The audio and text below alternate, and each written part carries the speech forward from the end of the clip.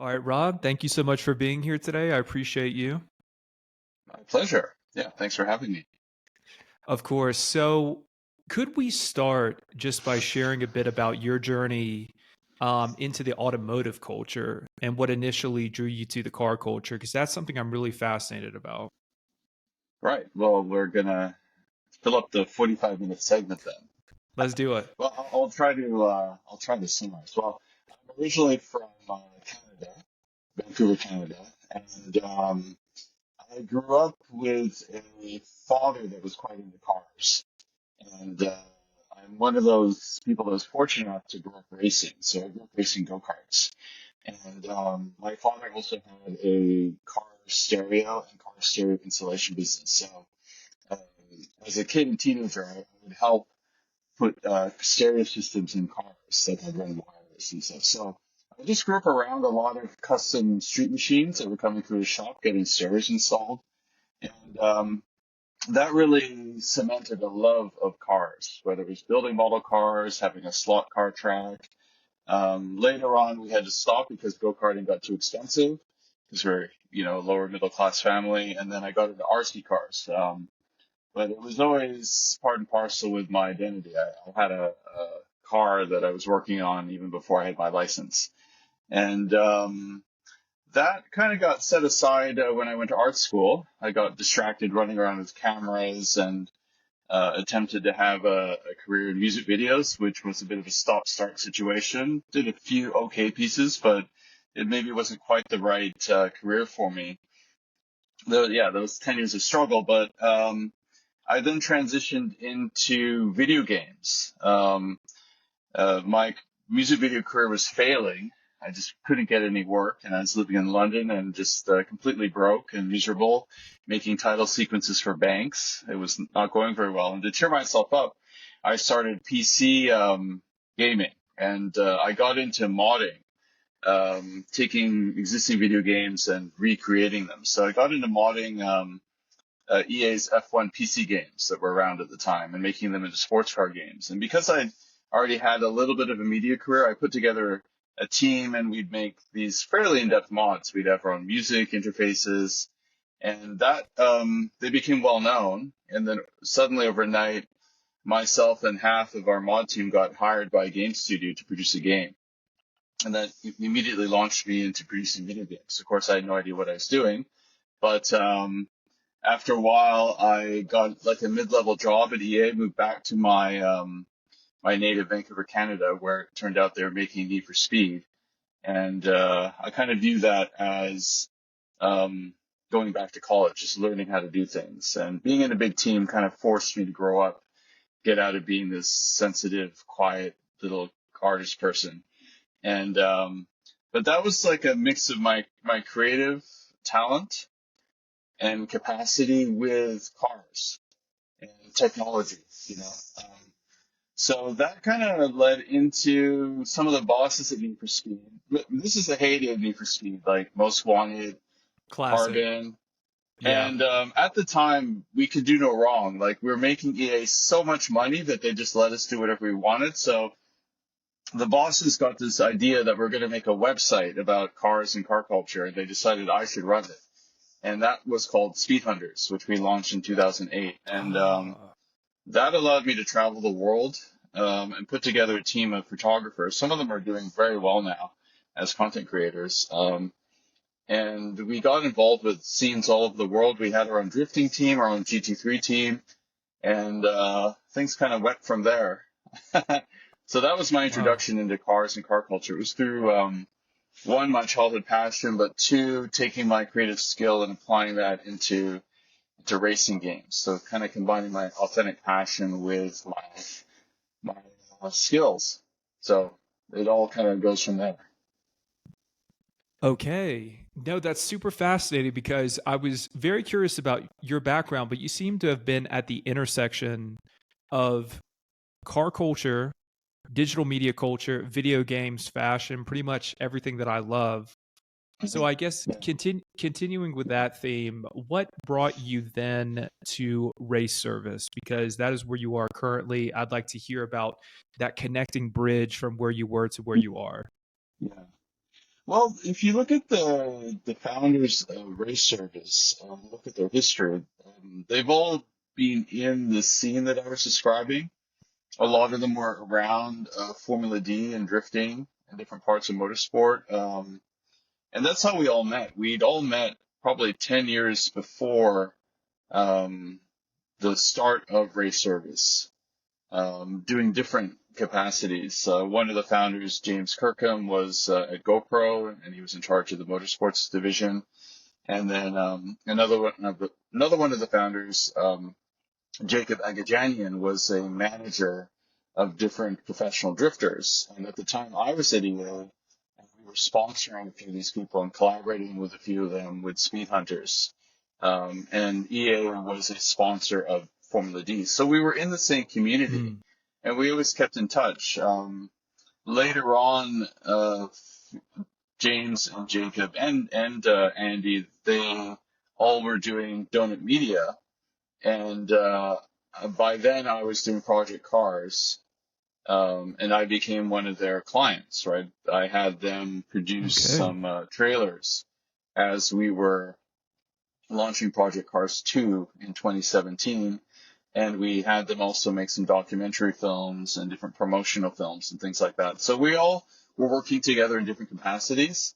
They went on to found Race Service, and at the time that they were conceptualizing Race Service, I was at RoboRace. I was the deputy CEO of RoboRace at the time, so more doing autonomous racing and stuff like that. And I would just go over there and help them conceptualize. So I was around then, but I helped them a little bit, came up with some of the strategies, and then when my gig at RoboRace ended, it just made sense to jump ship and join Race Service. That's a good 5-6 years ago. Okay, so let's speak to that, because I think, the title of creative director, I mean, that's something that's been ambiguous to a lot of people, but I really want to put Oh people my God, on. everyone and their dog is a creative director these days. It's true, But and I'm almost I know. embarrassed to say that it's my field, but it is. So maybe you can go over the nuances of it, because it's true. I mean, it's played out and there's a lot of ambiguity, Yeah. but I think it speaks to a generalized creative at every level, professional and not. Mhm. But if you could give me your take on that, I'd love to hear it. Yeah. I sometimes feel critical when sometimes people declare that they're creative directors, because I Sure. think some people believe that if you have ideas and you can stand there and point at things and say, "Oh, we should do this, we should do that," um, and you want to talk to a photographer that's doing something, or you want to talk to someone that's holding a video camera, then you're a creative director. But I believe that it is a discipline unto itself. For one, my thought is that you should have domain expertise in quite a few areas. So you should really understand the nuances of, say, filmmaking, and be maybe experienced at filmmaking and understand how it works. Or you should be understand the nuances of brand strategy and really understand how the function, purpose, and how positioning works, consumer mindset, all that type of stuff that more maybe goes up through the marketing trajectory. Um, what I studied in art school was called new media. So I worked in animation, film, video, electronic music, multidisciplinary, and that kind of has determined a lot of aspects of my career, because I understand how the production works, from electronic music composition to 3D animation to video game programming, to brand strategy, writing, and of course filmmaking, having been a professional filmmaker for 20 plus years. So I believe that a real creative director has domain expertise in a lot of different areas and is able to interface with those creators. If we're using a more modern word, a creator, or someone that is going to be implementing a specific medium, whether it's audio, graphic design, typography, interactivity, web design, filmmaking, brand development, all these things. you should understand a wide variety of areas and be able to direct those creatives and manage creatives. The other big skill set I think is a requirement of a creative director, a real creative director, is the ability to make a strategy and a deck. You have to be able to write, you have to be able to strategize and make very, very good presentations that can be shown to different types of clients, whether you're in marketing or brand development or some other area, collabs, and then be able to execute a program that touches on different media. So in my mind, that is it. It has to be much more than someone who has ideas. No, I That's totally my agree. critique. Oh, I have ideas. I'm a creative director. No, you're right, and it's so easy to Yeah, point and critique and criticize, but so yeah, few people will take on the initiative to execute. It's all execution, as you said, and I think yeah. yeah, you have a very profound voice in this. So, going into these creative projects, okay, here's where it gets really interesting because Race Service. I first came across Race Service, I want to say back in 2019. I had the pleasure of going by the office for some car related events, and I was like, this is awesome. I Hmm. think this was around the time the next generation Supra was coming out. Just coincidentally, just to give you an idea of the time frame. Let's talk about the projects you've been involved with at Race Service, and I'd like to begin with ACRONYM because I'm a huge fashion guy, so I have to start there, and then we can kind of go through it. Love acronym. Bit Yes. obsessed, bit of otaku for acronym. Well, my history with acronym goes back a long way because I'm a childhood friend of the co-founder Errolson Hugh. I've known him since I was Okay. 2. Wow. Our parents were friends before we were born. So I've been in and around his development as a person and a creative since the beginning. Um, and the same goes for his influence on me and my life, and his Okay. parents' influence on me and my life has been truly profound. I don't think I would be sitting here talking to you if I wasn't involved in some ways with someone I kind of consider to be my brother because I've known him my whole life. Um, but on a professional level, we started working together. It can be a little challenging to work with your closest friends. It can go horribly wrong, but in this case, it seems like it's going well. We started working together when I was at RoboRace in 2018. If you're familiar with RoboRace, right, there's RoboCar, which is this completely crazy autonomous vehicle designed by Daniel Simon. Super futuristic stuff. No, but it sounds So amazing. we were, yeah, Errolson thought it was great, and we had involved him with a program that we did in Berlin where we had him drive one of the cars, and his teammate was an AI that drove the car, and then we had a content creator drive another car, and they raced. And so it was a pretty interesting program. But after that, we started talking about what other collaborations could we do.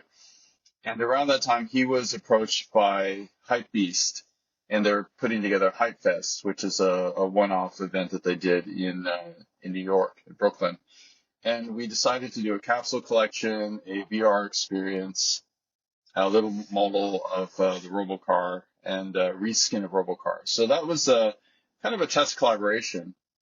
And while we were there, interestingly, we were approached by ACES, Republic of Gamers. The Mhm. representative was there and started chatting with us.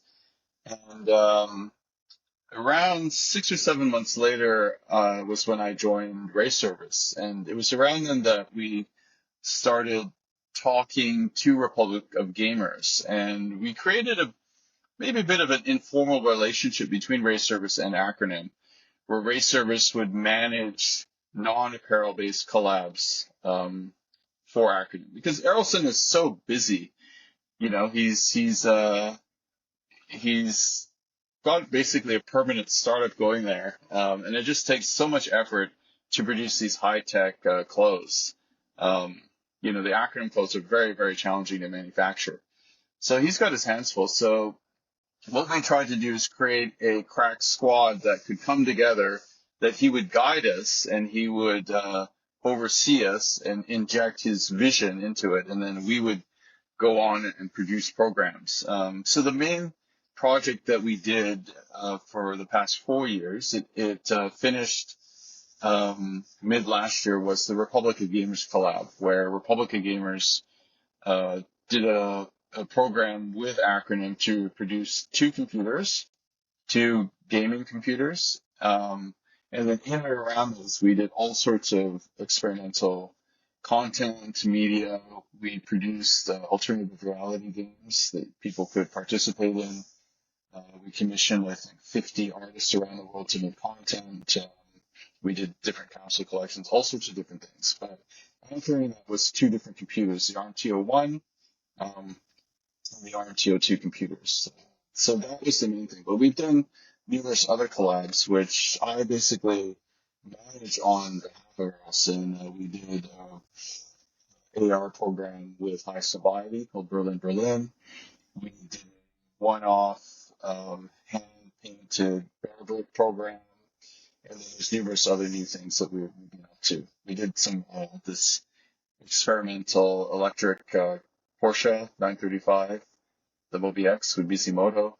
So it's a tremendous opportunity. I feel so grateful that I get to work with Acronym because I just love this stuff. I have a life where it's Acronym all day, every day. Yeah. So that's a big part of my day-to-day at Ray Service is as a creative agency working with Acronym as a client, you could say. Excellent. Excellent. Well, I absolutely love Acronym. I'm curious as to what some of the other collaborations you're working on currently with Ray Service or independently, and maybe some things that are upcoming that you would like to tease, if you can talk about them. Well, one of the projects that we did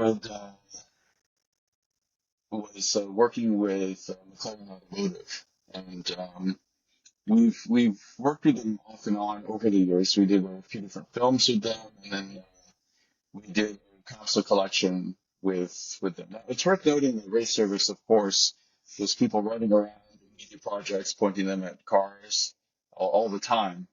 But it's also worth noting that Ray Service is a bit of a streetwear brand unto itself, and we do different clothing programs. For example, we did a big program with Porsche last year where we did a capsule collection that was on sale in their Stuttgart brand store. So the McLaren program was a lot of fun, but the main other thing that I do at Ray Service is it's something also dear to my heart is working with Hot Wheels. Okay. Because I'm a bit of a Hot Wheels collector. And the little kid in me and the car culture fan gets to fully realize a passion by collecting these things. But I do get to work with them. So we started out by doing different collaboration projects. We are involved with their Legend store, doing live streams, content for it. But 2 years ago, we started working with them, doing more strategy. They came up with a program where they wanted to find a way to bring more adult collectors into the mix because they have a lot of product which are focused for adults. They're not meant to be played with. They're beautiful collectibles. So we're quite involved with that side of things with them. That can include films. It can include managing different types of, I hate this word, influencers.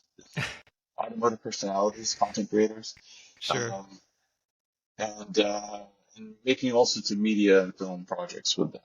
So that's the other big thing that I do. But I have all sorts of numerous other projects that are all starting up, but it's a little bit too early to talk about them. Of course. So let's shift gears a little bit because you brought up an interesting point, and that is obviously the intersection of fashion and automotive. Rewinding the clock to 2019, before the lockdowns, I had an interesting task in that I was tasked with redesigning all of Honda's merchandise, and I was going to be doing a collaboration with them regarding the Civic Type R at the time. And in those 4 years since then, and of course, with the shutdowns, that was going to be a non-starter, and things have changed so much since then. And that brings me to my question: how has automotive culture just shifted, even looking from the time when you were immersed in it, and even in the past 4 years or 3 years, 4 years, because it has changed so much. And I'm trying to kind of wrap my head around the way the auto culture is going, but the way that it's interfacing with, of course, streetwear and these other creative Yeah. fields. And I think you'd be perfect to ask. Well, I find it interesting when I first started going to automotive culture events in the US. I started going to drifting events in around 2006 or so. When you go to these events and you looked at the crowd, say you went to Orleans Speedway, like one of the D1 events, 2006, 2007, you see the people had streetwear on, Yeah. right? Hmm. The people had a look, a vibe. And then Exactly. I would go to the similar types of events in Europe, and that would not be the case at all. Mm. Um, and the interesting thing is that as the years went by, I stopped doing Speed Hunters in 2014. Um, if you went to an event, say in Australia, you went to a drifting event in Japan, um, I'd say actually if you went to a drifting event in Japan, everyone has their vibe as well. Their Sure. streetwear and all this stuff. But I remember that things started shifting.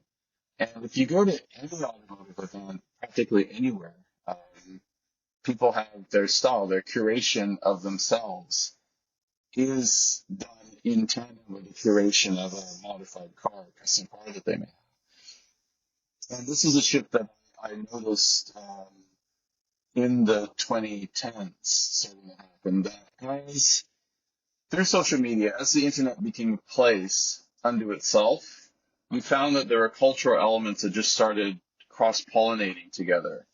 And then the boundaries between streetwear, fashion, even the notion of personal curation or lifestyle.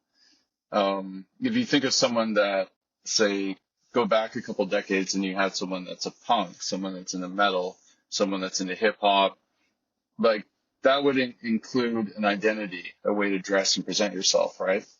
Um, but that was never really linked to cars. Exactly. Um, but now those boundaries have completely gone.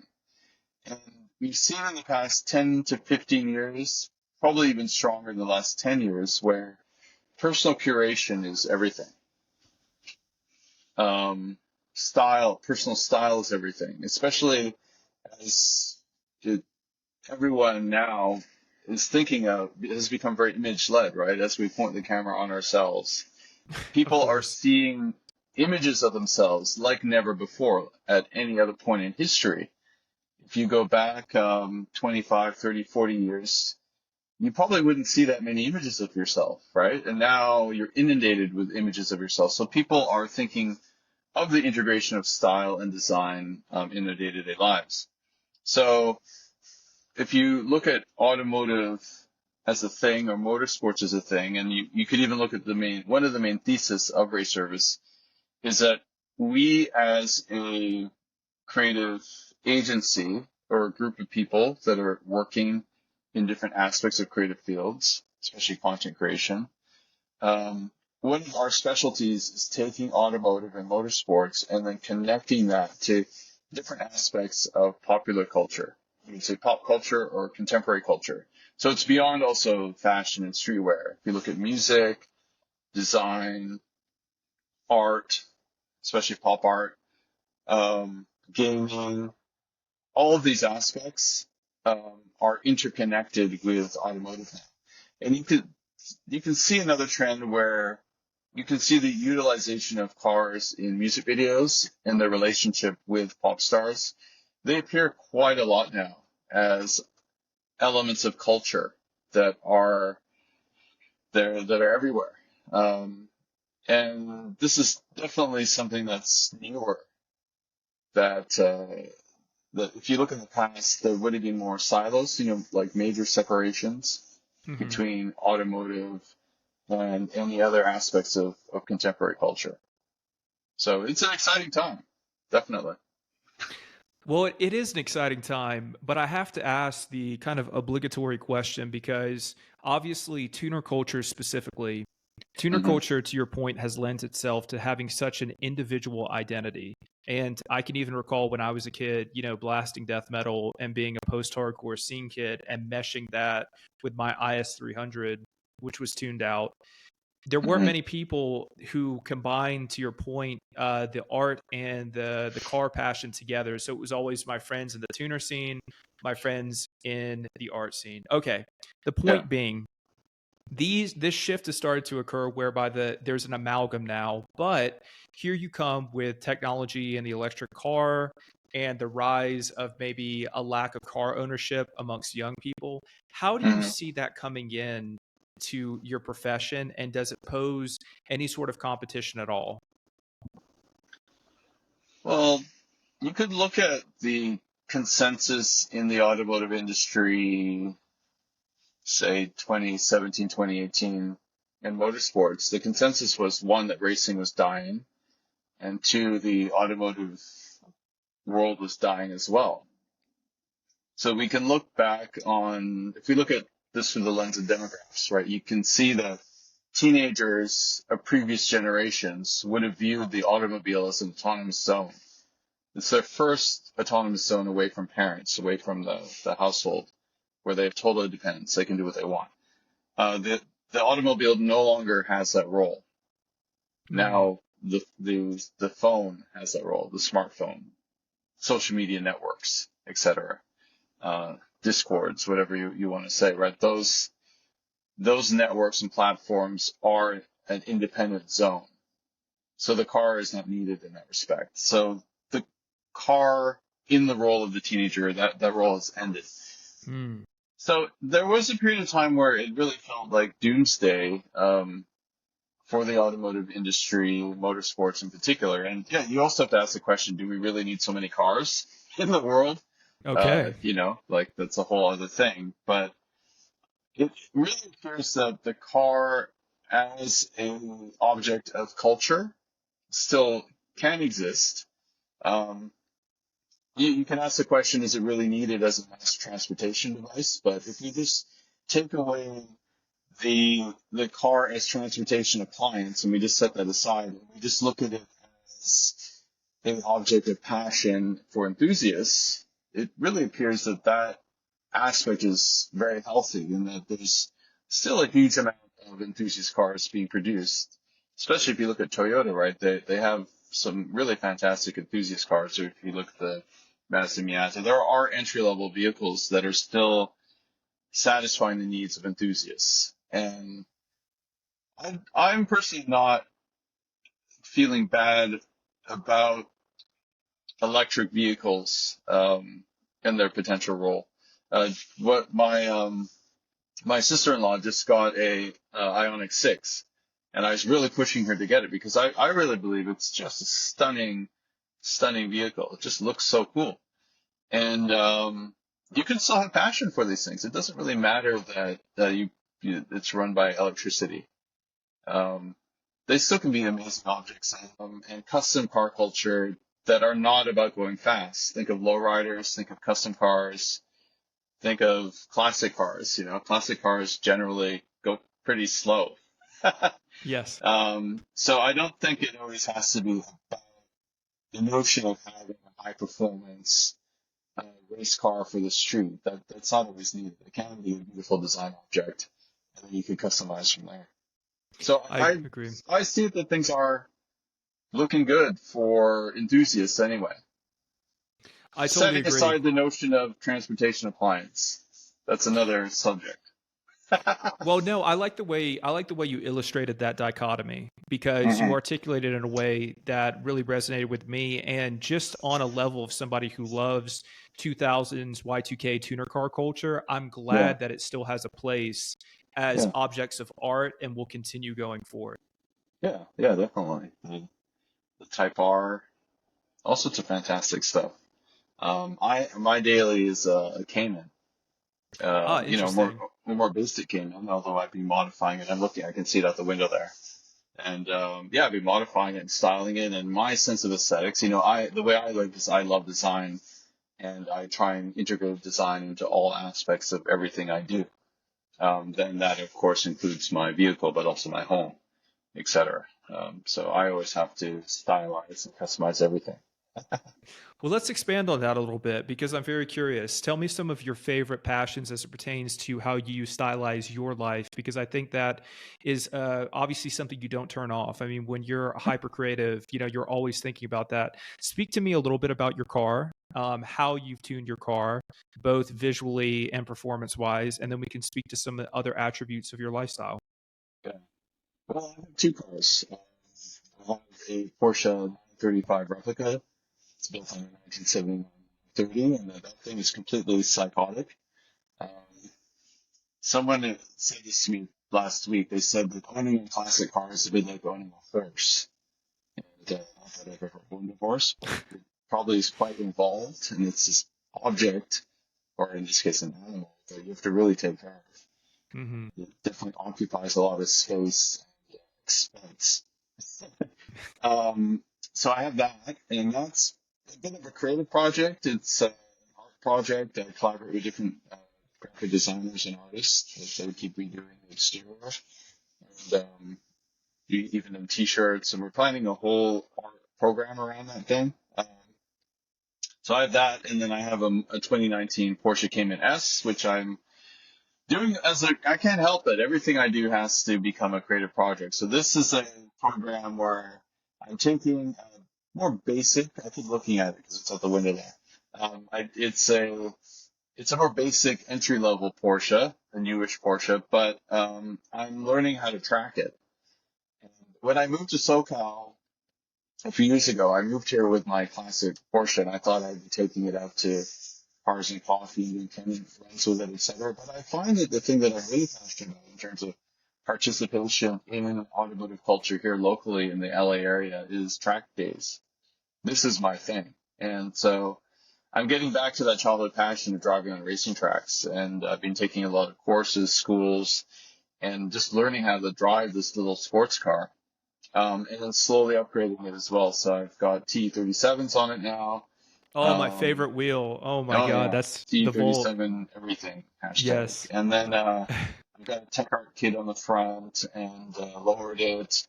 I've got a Momo racing seat in it because it's the better way to feel what the car is doing. Hmm. And then I'm planning to just gradually keep upgrading it so it's faster and faster and faster on the racetrack, but still somewhat functional as a street car. To see if I can challenge myself to make this more entry level car as fast as a previous generation 981 GT4. So we'll Okay. see if I can do it. So I've kind of laid out a lap time at the local racetrack, Button Willow, to be sub 2 minutes. So that's a project. And of course, I'm making films about the whole thing. So that's an ongoing project. So that's my day-to-day, week-to-week expression of car customization and the lifestyle that I live in SoCal as a car enthusiast. Great. So let's speak to a few other characteristics of how you might stylize your life in that case. Mhm. You mentioned home, perhaps some things like this. I'd love to hear your thoughts on architecture, your thoughts on interior design, some lesser known qualities of artistic direction. If you could speak to those, I'm curious. Well, I am fundamentally a creative. Um, I don't consider myself to be an artist per se, but the I exist to create, to execute projects. Whether I'm being paid to or not, I must do projects. Period. It's a must. Otherwise, sadness. But I remember I was living in London, and I think it was around the year 2000, and we were invited to a party in London. These older artists, we went to their loft. This guy was a famous sculptor. I didn't know him that well. But I remember going into this loft. I was in my early 20s then, and just seeing that the entire loft was an expression of this artist's art, the whole thing. And I had never been in a space, even considered that you could live in a space that was a pure expression of your personal aesthetic.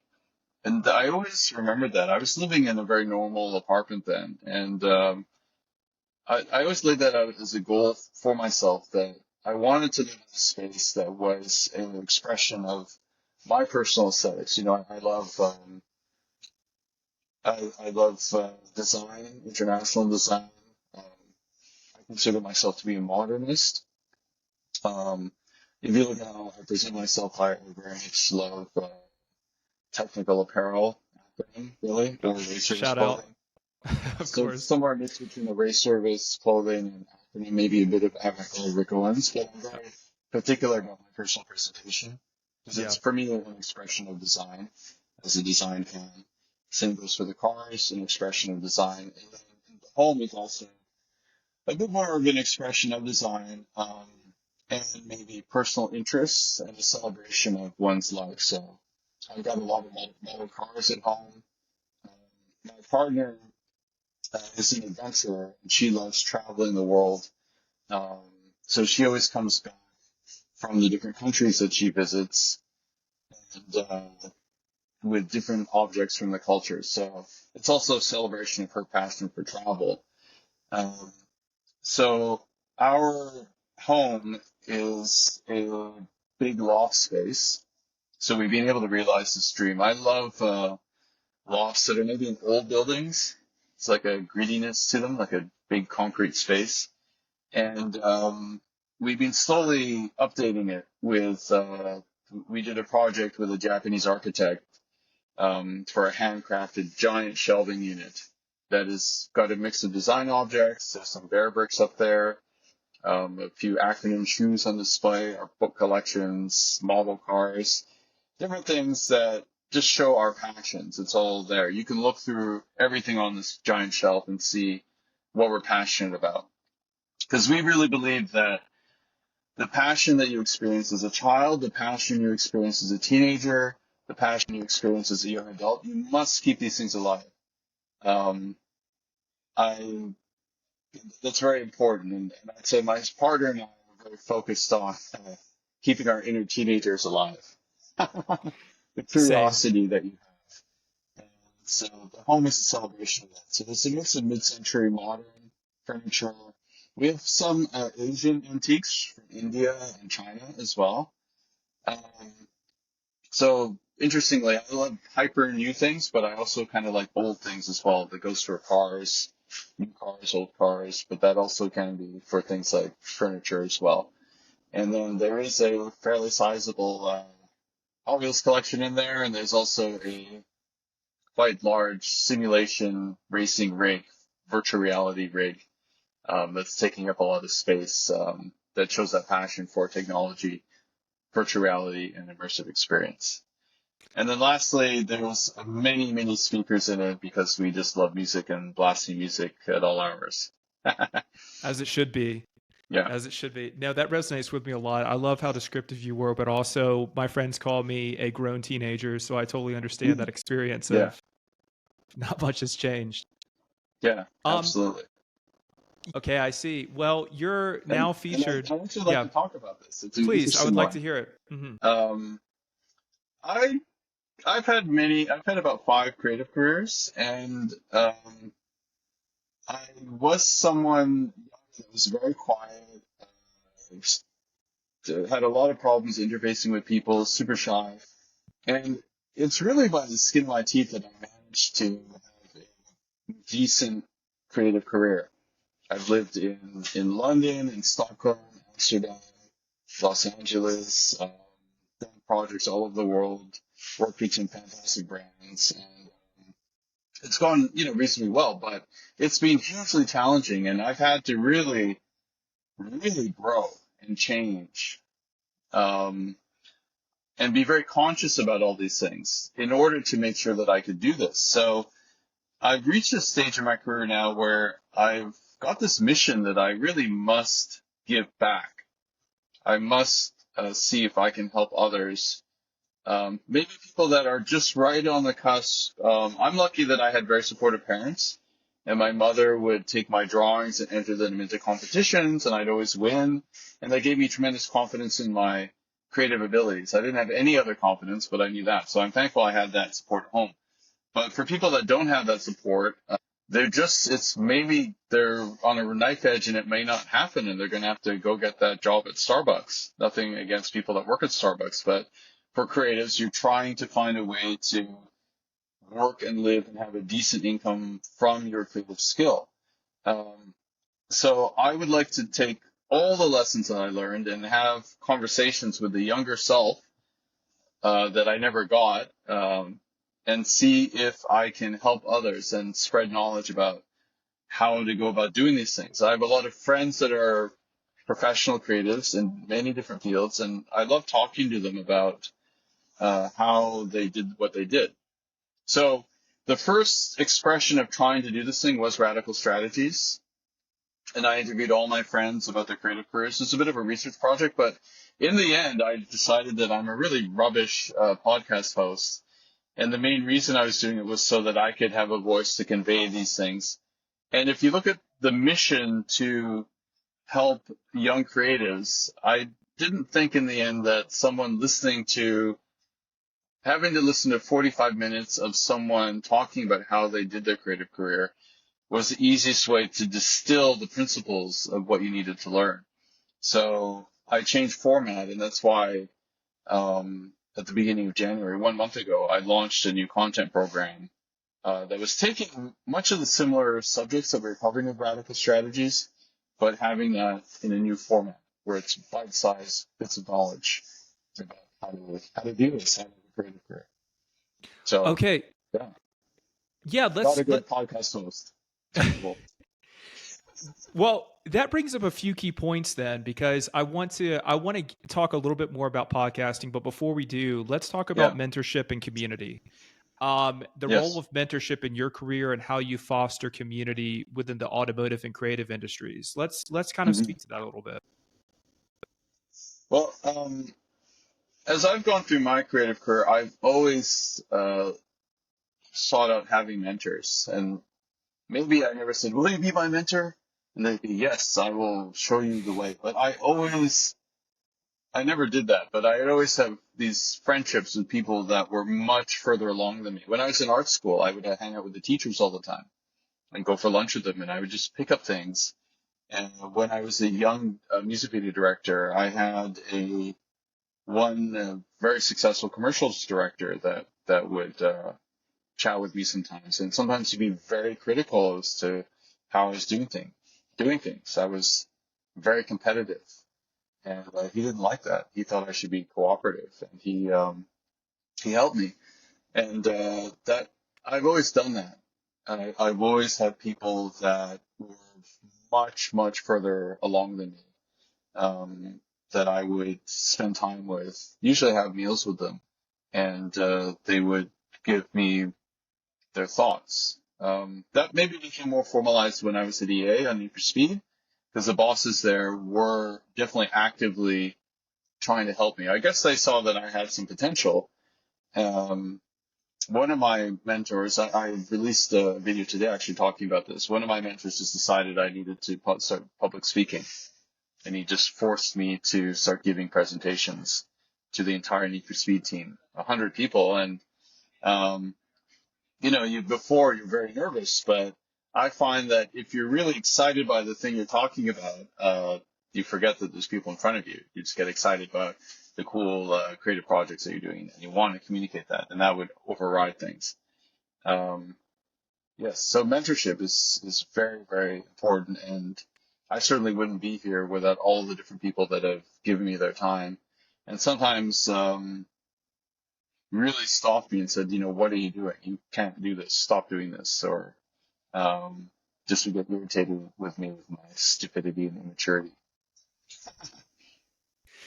Well, understood. Well, I think that's really good advice, because our audience is very much a mixture of creatives in various capacities. So I think it's very good advice. Before we talk about a few last questions that I have, I want to know about the experience of going on Car Stories, Sung Kang's podcast, because I absolutely, of course, like so many people, adore him as an actor, Han being that iconic character in the Fast Saga. Can you tell me about how that experience came to be and what that experience was like? The producer of the podcast is a mutual friend of mine, one of the people that I was working with very closely on the last ACRONYM project. We had quite an in-depth Web3 program, and they we're chatting, and I got connected to him, and he really wanted to talk to me about this project, and it also turns out that I'm friends with Amelia Hartford. I've known her and been in and around her career for a long time, like 6 or 7 years, just when she was starting. So the idea was put forward that I could go on the podcast, and yeah, I was invited. It's pretty straightforward. We drove out to Hollywood, and I was shuffled into a room, and then suddenly they appeared, and then we chatted.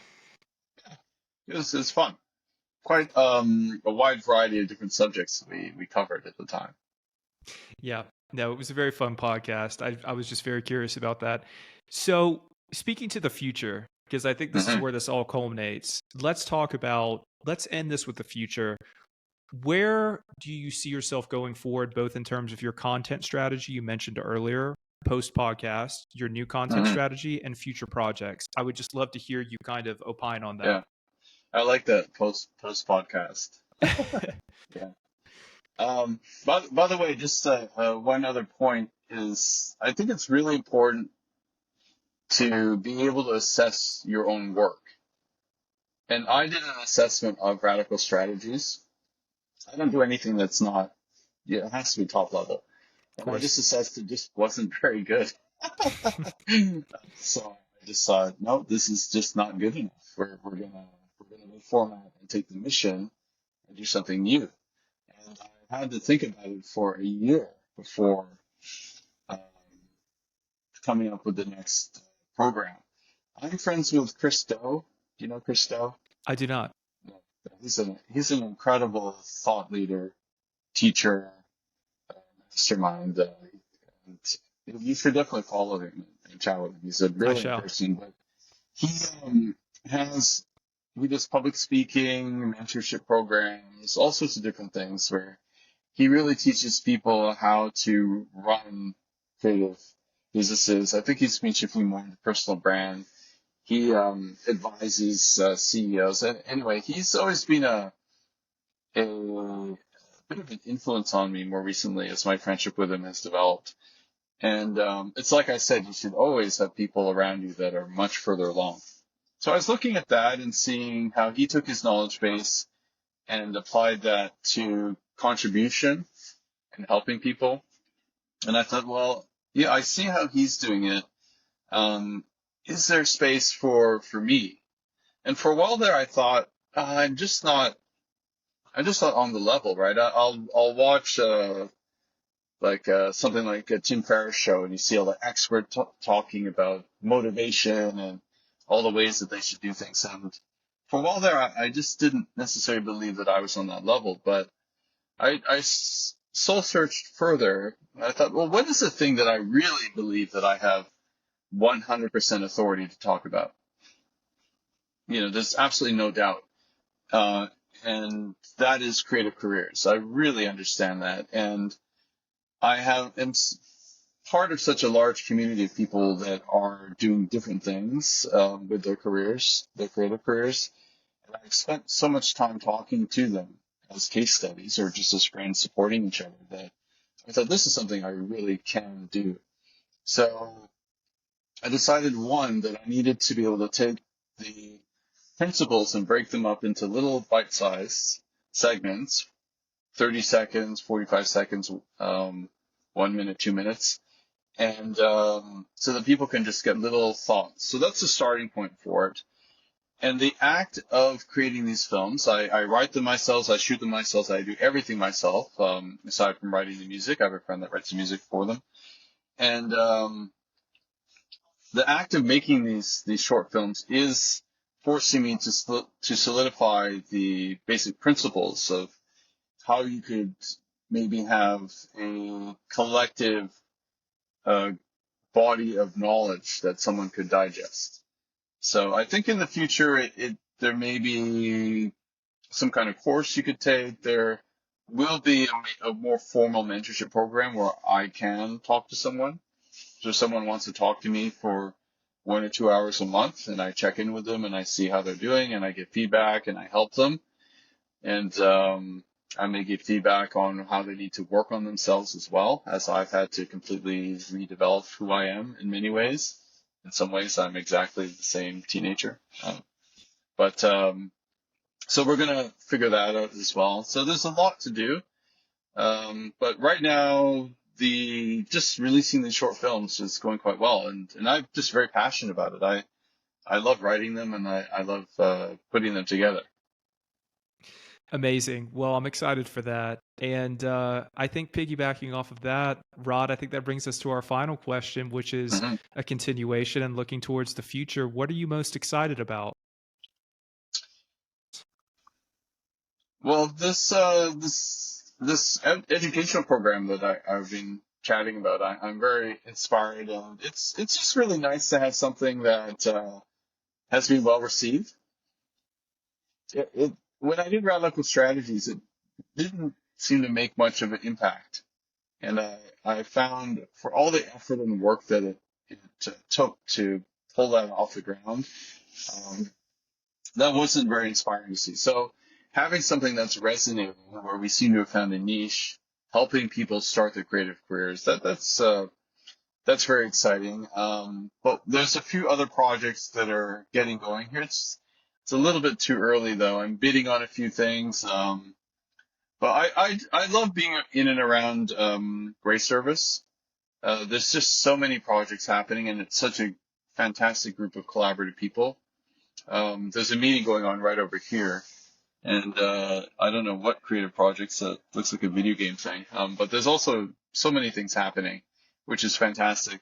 On a personal level, I'm really enjoying being focused on track days and learning how to drive, and just having that adrenaline rush of going flat out on the racetrack is really good fun. And then I'm also reinventing the 935X. If you follow at Project 935X, those are my car projects. So the classic car, we're about to redo how it looks, and it's much closer to my personal aesthetic. It's going to be black and white, and so I'm really looking forward to reinventing that car. And I'm still very surprised that I get to drive this psychotic machine around LA, but it's good fun. Yeah.